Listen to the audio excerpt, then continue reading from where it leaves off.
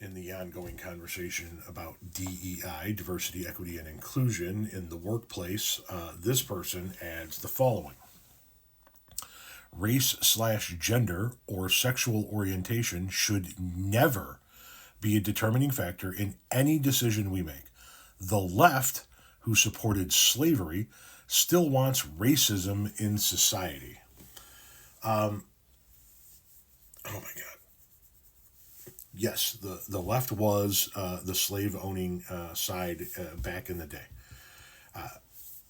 Then the parties switched, and I can prove that, as I have in numerous occasions, by asking you a few simple questions like which party is currently supported by the Klan? Which party does not want to tear down Confederate statues and says instead, that's my culture? Which party flies the Confederate flag? And which party is for and which party is against reparations? Just a handful of questions that are simple enough to get you to the answer. Moving on. Racism in society would be not having diversity, equity, and inclusion.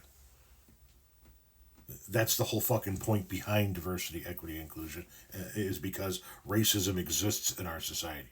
And we've seen that without initiatives like this, most times what you're going to see is that white men get the nod before anybody else. Diversity, equity, and inclusion exists in order to combat racism.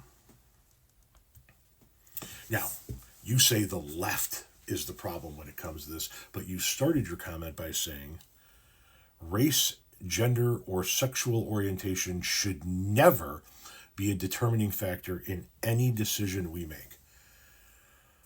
Well, how about this? Trump promises to replace Ginsburg with a woman, and soon. This is during Trump's first administration when Supreme Court Justice Ruth Bader Ginsburg passed away.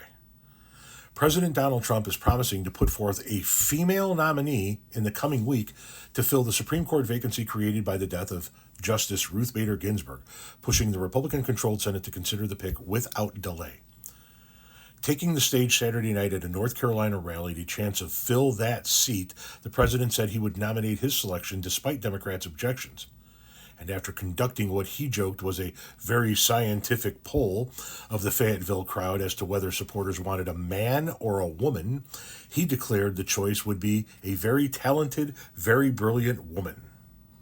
He added that he did not yet know whom he would choose. We win an election, and those are the consequences, said the president, who then seemed to signal that he'd be willing to accept a vote on his nominee during the lame duck period after the election. We have a lot of time. We have plenty of time. We're talking about January 20th. So, can you explain that?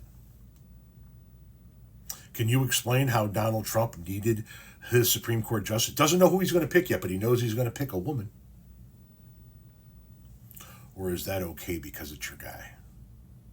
Because he's not part of the left?